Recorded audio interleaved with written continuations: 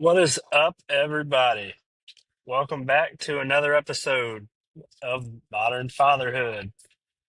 Uh, to start, I want to say thank you to everyone that followed on TikTok. We have already hit 100 subscribers, which is pretty freaking cool.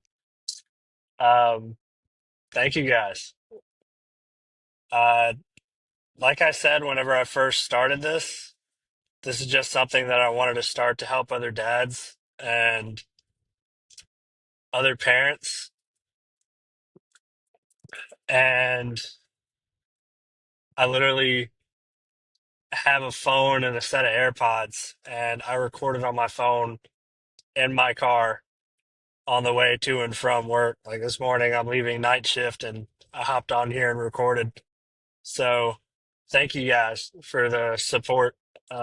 If I could just help one dad or one parent feel better or learn something or ease any anxiety that they're having, uh, that's a win. That means, it's a success. I don't have to reach millions of people as long as I can help one. That being said, today I really want to talk about expectations in the household. I have heard so much about roles in the home, and I've been seeing so many videos about expectations that people have. Um, and I live in the South, so it's different from what I understand, from what somebody told me. It's a little different here. Everyone talks about having, a wife that stays home and takes care of the kids, and that's all they do. They stay home, they take care of the kids, and they take care of the house. A more traditional set of roles, so to speak. And there's nothing wrong with that. There's nothing wrong with traditional marriage. Blue and pink jobs, if that works for your household and it is communicated and it is not something you force someone into, then that can be a very beautiful thing. A great example, I feel, of a traditional marriage is the To Be Better podcast. I've listened to Chris and Peaches a lot, um, and they've helped a lot of people. And the difference is, though, I hear people talk about uh, they were upset because their wife didn't have dinner when they got home from work, or they were upset because their wife didn't do their laundry. And these same people are the ones that just had babies. And I feel like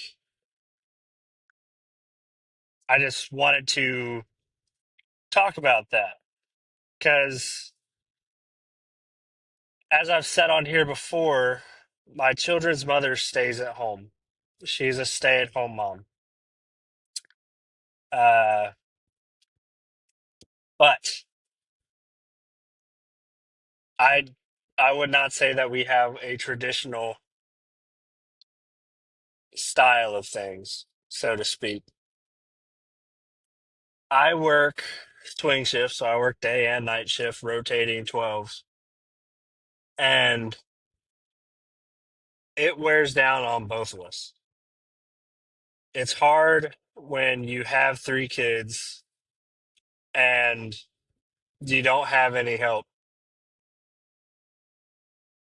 It's hard. I know it's hard on her. It's hard on me being away from the house like that. And there's times when we both feel drained or we feel like it's too much certain days and we both need a break and we can't get one. Or she's been, I've been working overtime at night, so I've been having to take naps during the day, and she only gets my help for a couple hours a day. Past that, she's swinging it all on her own. That shit's hard. And it's hard. It's hard to do. Why would I be mad at her for not having my laundry folded and put away when I'm a grown man that can do my own laundry? Why would I be mad at her for not having a hot cooked meal for me when I'm getting home at 7 a.m. or when I get off days and I'm not getting home until 7:30, 7:45? Well, after the kids should have already ate and it's time to start getting ready for bedtime. I can't say that that stuff works for me, but I also can't say that I agree that your wife should be your babysitter. I think if there are blue and pink jobs or roles that you have agreed to and that structure has been built in your household with proper communication, I think traditional marriage can be a beautiful thing. But just because you have blue and pink roles and you're in a traditional marriage does not mean you can be a slack ass when it comes to helping your wife. Same thing on if you're the provider and you're working and you have a stay at home mom for a partner, that doesn't mean you can be a slack ass and leave it all to her. I do not agree with that. Whenever I get home from work, sometimes I have to go straight and shower because of where I work and what I do. Sometimes I don't. And sometimes I just need the few minutes to decompress whenever I get home. But when I get home, my kids see me and they're ready to spend time with dad. And that means they're going to spend time with dad because I want to spend time with them. The best part of my day, whenever I'm working, is walking through that door and having my kids run at me with a smile on their face, yelling, "Dad," or "Dad's home." There's nothing better. And I don't think anything compares to it. But I'm straight into dad mode.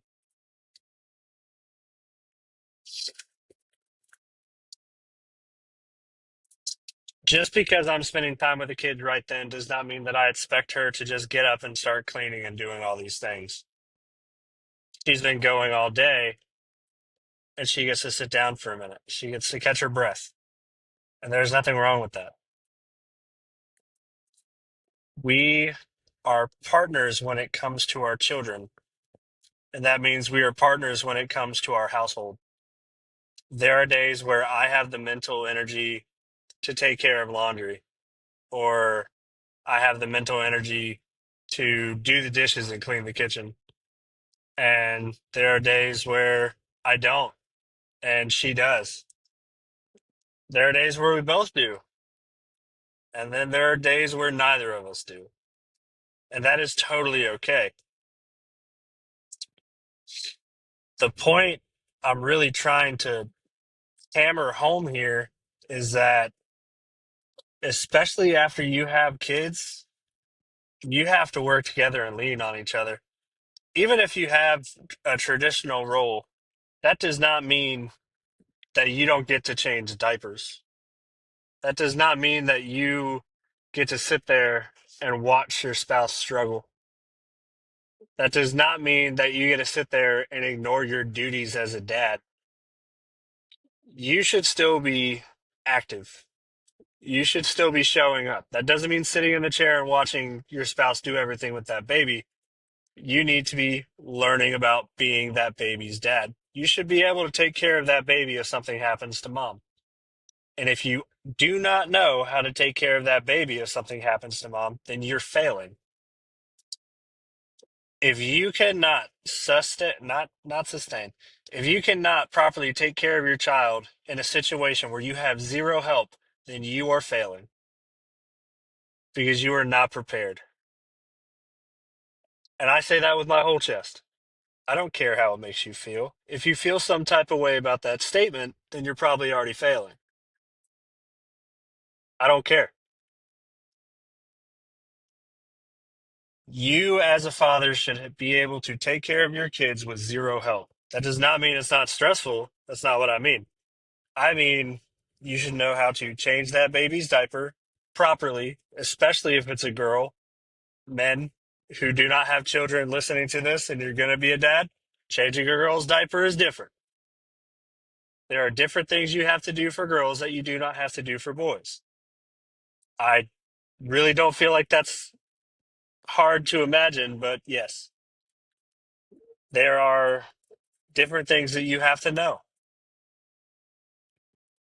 You should know how to do their food, do their formula, have their medicine chart. Just like I was talking about the whiteboard on the last episode. Those things do help, especially with dads.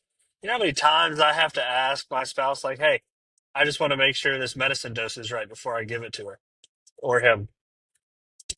We have it on the fridge, but that doesn't mean I don't want to double check. But you should be able to have those resources. You should be prepared, have those resources, and you should be able to take care of your children. But also, it goes back to one of the prior episodes where I said, when was the last time you asked your spouse what they needed to be a person? That goes into this too. As a team, you handle life. When you got with that person and you started building a life together and you had children, that is a lifelong partnership. Whether y'all stay together or not, you are raising those kids. And the best way is to be good co-parents and raise them with an equal front and let them see kindness from mom and dad and love from mom and dad.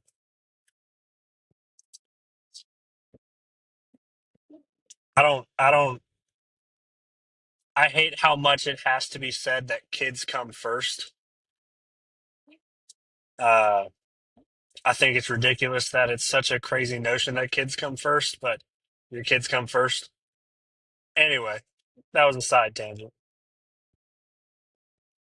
But you should be able to be in your household and see the things that are probably not getting done because there's too much on your partner's plate and they don't have the mental energy to do it. You should be able to look at those things and say, hey, I'm going to do that. Whether it's laundry, we all hate laundry, all of us, whether it's dishes or even if it's just picking up the toys at the end of the day. There are things that you can do that's not going to make you less of a man. That's horseshit. Taking care of your household, your spouse, and your family properly, and that's not just financially, that's physically and mentally. Taking care of them properly is what makes you a good provider and a good man, not just bringing money to the table. How many times do you see where there's a woman who's with a man and he makes good money and they have a good life and she's unhappy? It happens quite a bit. And the roles could be reversed. It could be a man who's with a woman who makes really good money and they're unhappy, you know,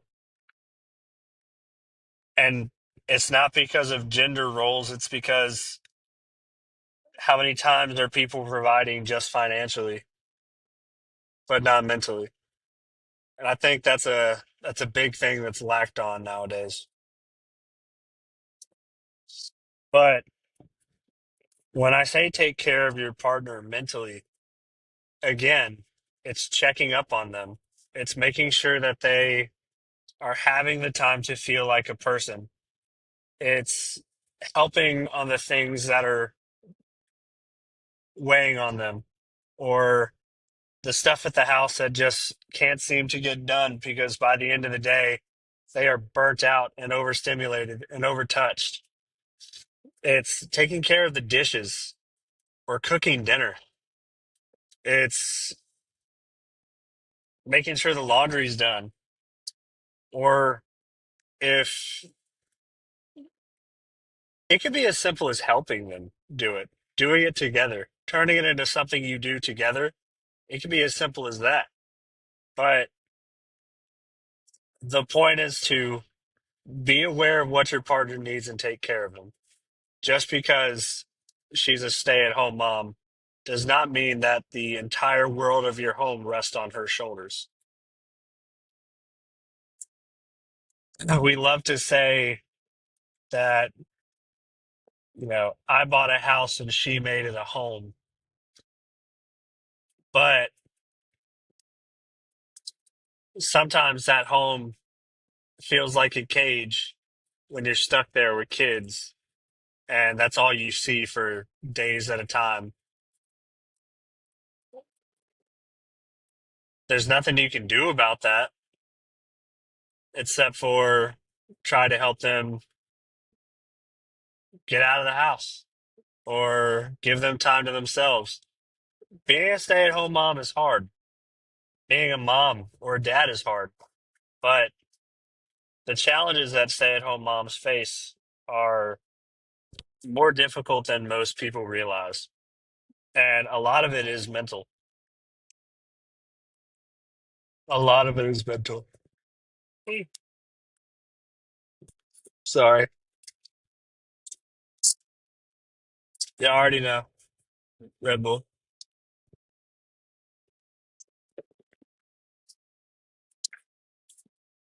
It was a really serious type episode, but I felt like it needed to be said. Um, there I go with the shit again.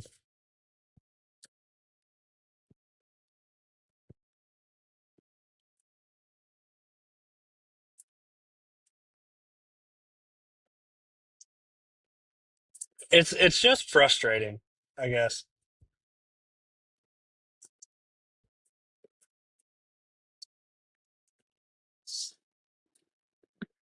I don't understand why it's so hard just to take care of your partner,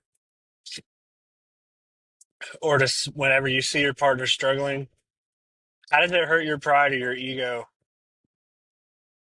to do those things to help your partner? So what if you agreed to blue and pink jobs?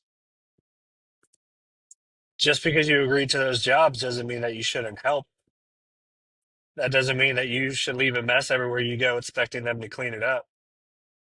That doesn't mean that you can't be nice and cook dinner for them every now and then. Sometimes it's as easy as ordering some pizza or ordering some food so that the kids get fed, you get to eat, and she gets to eat, and there's no dishes to do afterwards. Sometimes that can make the whole night different. You do that, you throw on a movie, you have family time. But it's not,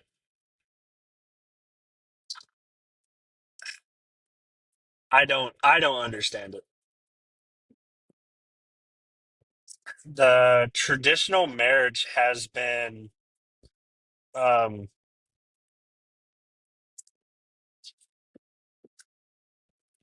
trying to think of a word to use that isn't going to get me taken off of YouTube.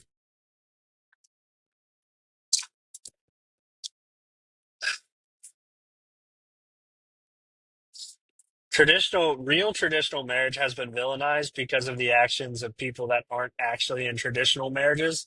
They use it as a front to be abusive.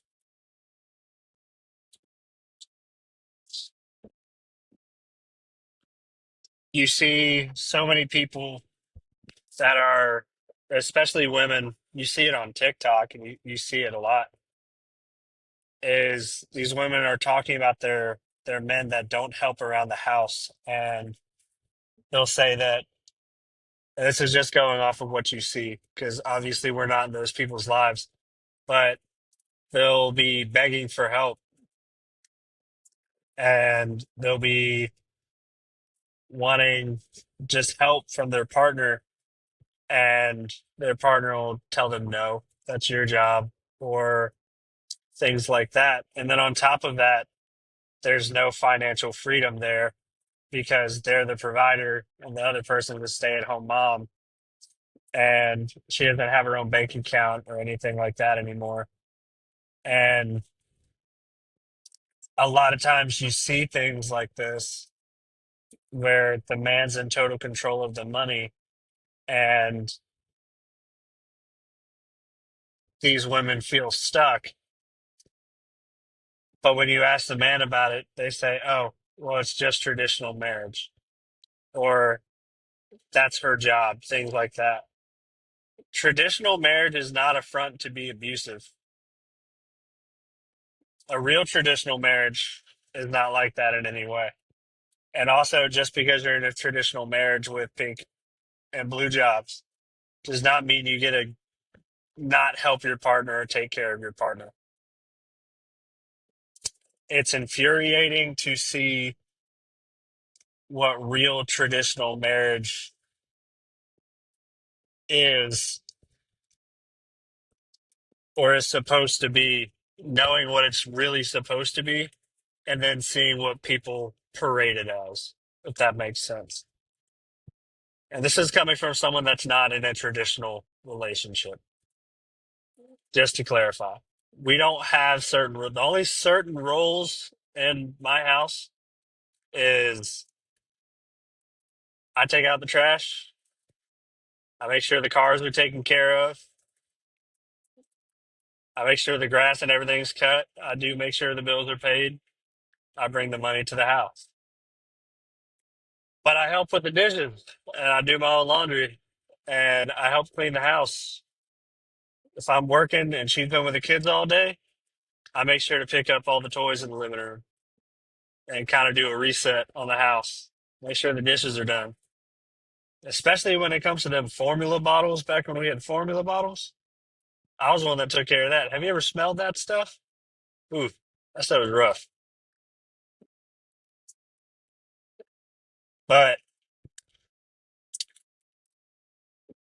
the main part of that is, even though I'm working these 12-hour shifts and I drive an hour there and I drive an hour back. So I'm gone from the house for about 14 and a half hours. And if I have to stop somewhere, 15.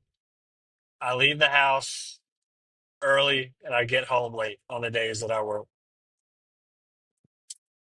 And she's taking care of business that entire time. Sometimes it's an easy day. Kids are great, or the kids went to school and it wasn't that hard. Sometimes it's hard. And by the end of the day, you're overtouched, overstimulated. And the last thing you want to do is pick up all these toys. Insert me getting home from work. I help with bath time. I help with bedtime. Well, I help with dinner if we haven't done dinner yet. I help with bath time. I help with bedtime, and I help picking up. And I pick up and clean.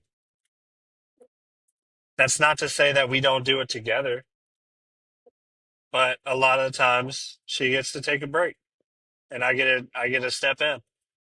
There are days where we're both super tired, and the best we can do is try to pick up some of the toys, make sure the dishes are done, and crash after the kids go to bed.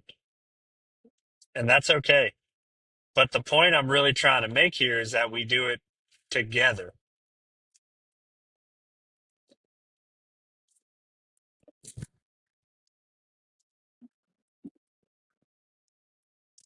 Being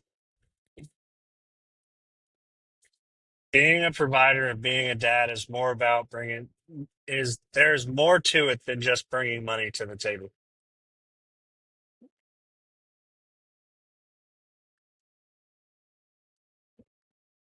There's more to it than bringing money to the table.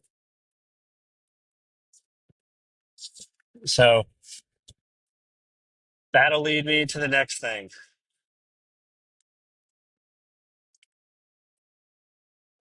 It's hard being a provider. And it's hard being a dad. It doesn't get talked about very often. And that's because a lot of times dads don't talk about it. And a lot of times we don't feel like we have a safe space to talk about it. It's easy for us to just feel like we're a paycheck.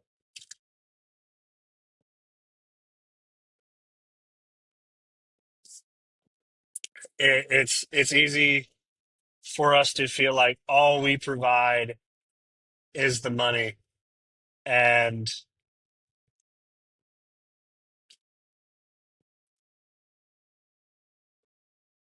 that's all we're good for. We live in a world where you'll see a lot of stuff about how if you'll see it on TikTok. You'll see where a woman will say she's struggling or she's not happy right now, and you'll see immediately them say, "Take them kids and leave." Or you hear, especially in dad groups and stuff, you hear and read hundreds of stories about men who work crazy hours and they bust their ass, and then they're left because they're never home or because all they do is work, even though all he was doing was trying to provide the best life for them.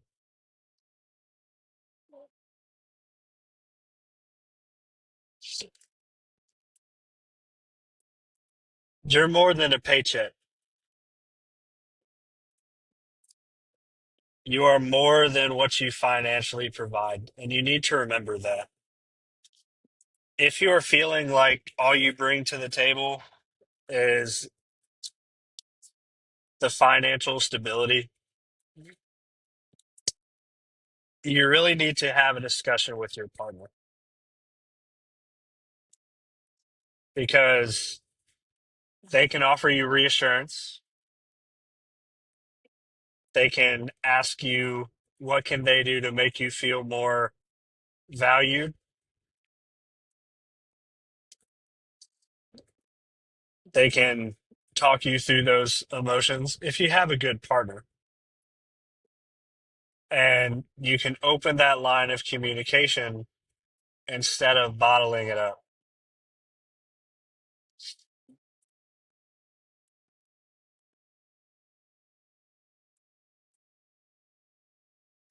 Damn.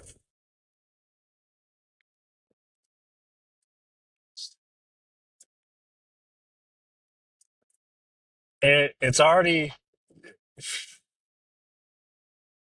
it's fuck. When you first have a baby, you're going to feel so many things. But at a certain point, you're probably going to feel useless because, and especially if they're breastfeeding, there's not a whole lot that they need you for, or that not even that they need you for that you can do. Because when that baby's upset, if it's not just a poopy diaper, and assuming the baby lets you rock it to sleep or wants you, um, most of the time they're going to want mom. And mom is the one whose body is nourishing that baby and feeding it.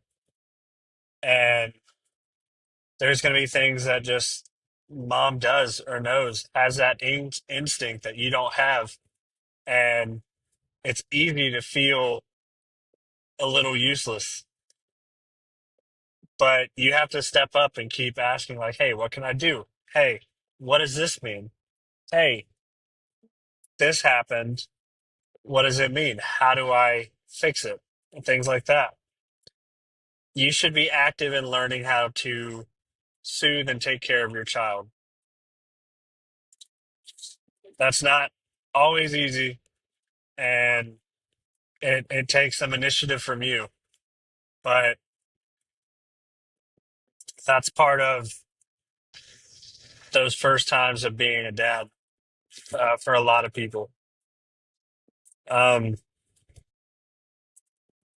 but it goes into, like I was saying, you have to know how to take care of your kids. If anything were ever to unfortunately happen to your spouse, or if you split and all of a sudden you're having the kids, hopefully 50-50 of the time. Um, but if you have the kids on your own and you have to take care of the baby or the other little ones, you should be able to do that without hesitation.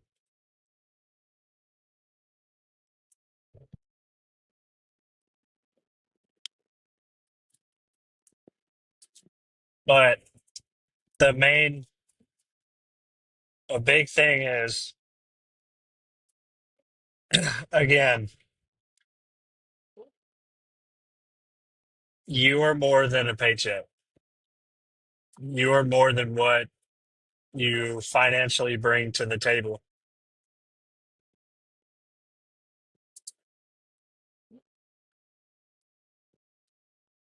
I know there's other men that feel that way. I talk to them all the time. In the men's support groups and on the dad pages. There's so many of us that feel that way. And 9 times out of 10, whenever you ask them, did you ask your partner about, or have you communicated to your partner that that's how you're feeling? They say yes.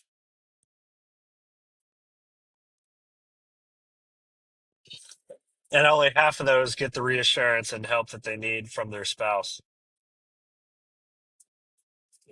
And I don't feel like that's right. Men don't have the same support as women because we're told don't cry, suck it up, or we're told or taught from a very young age to bottle it up and that it'll be fine. And we're taught to ignore emotions and everything like that. And you can't do that when you're a parent. You can't do that once you have children, especially if you have boys. That cycle has to break. You should not be teaching your kids to bottle up their anger and their feelings and to just move past it. All it's going to do is create somebody that does not know how to emotionally regulate and who lashes out. That cycle needs to stay in the past. When it comes to raising kids now and raising boys into young men, they should know how to emotionally regulate. They should know how to say, okay, I need to take a breath right here. I need to stop. Or they should be able to say to their partner, hey, this happened today and I need to talk about it because I need to understand why I'm feeling this way.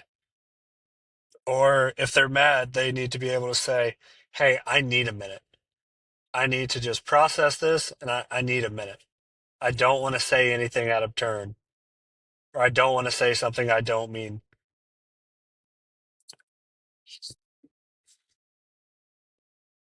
We're raising a new generation and it's scary to think about whenever you think about raising your kids in this world now. Mm. Yeah.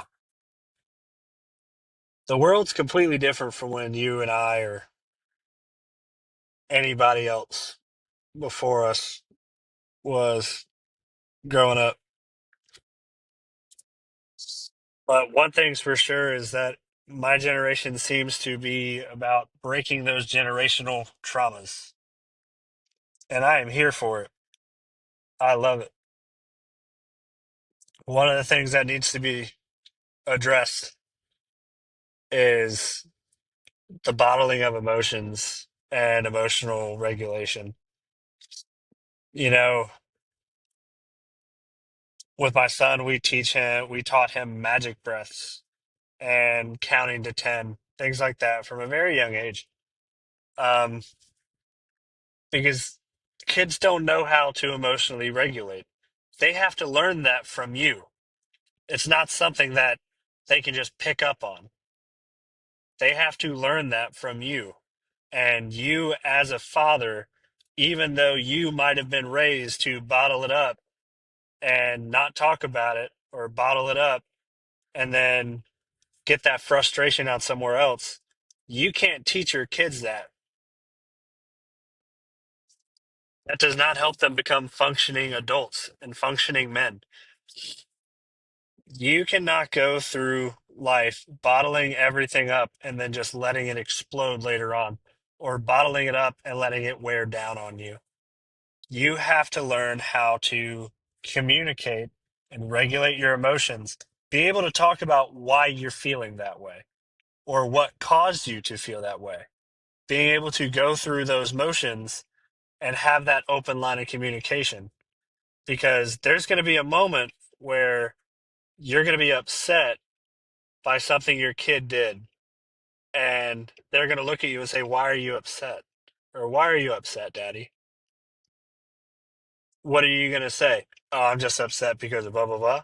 No, they're asking for a reason because they see your reaction to something they did and they want to know why you feel that way. Or when they're playing and they get pissed off because some kid does something, they need to be able to emotionally regulate that moment and take those deep breaths, or magic breaths, as we call them, and calm themselves down. You are responsible for raising this next generation. You are responsible for raising your sons into men. Don't let them have the same traumas that you and I have. Don't let them have the same traumas that you see so much now. Teach them the right way. Teach them better ways.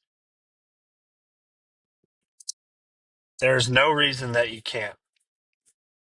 And if you say, well, I'm not able to do those things, get started. Go to therapy. Get a little bit of mental help. And I'm not saying that because maybe you have issues, and maybe you do. There's nothing wrong with going to therapy. But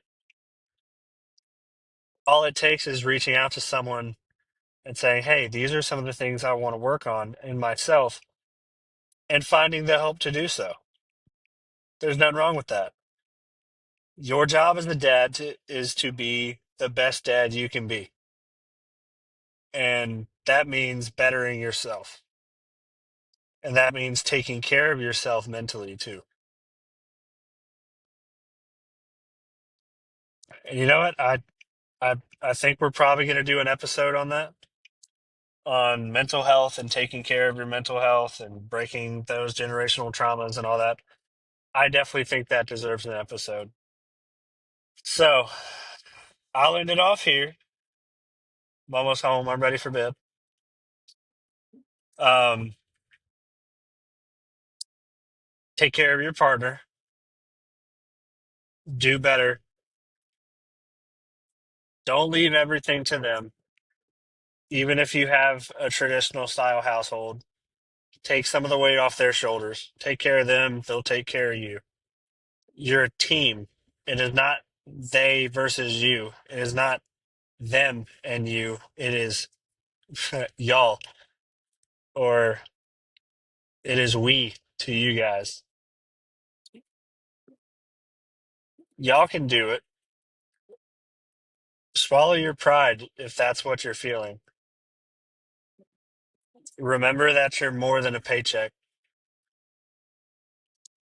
Remember that it's okay to struggle, and it's okay to struggle with your emotions. It's not okay to bottle them up. And remember that we're we're not in the business of keeping those generational traumas. We're in the business of breaking them and raising happy and healthy young men and women. And remember that it's your job to do that. So work on yourself and be better. Keep showing up. I'll see you guys next time. Yeah, there we go.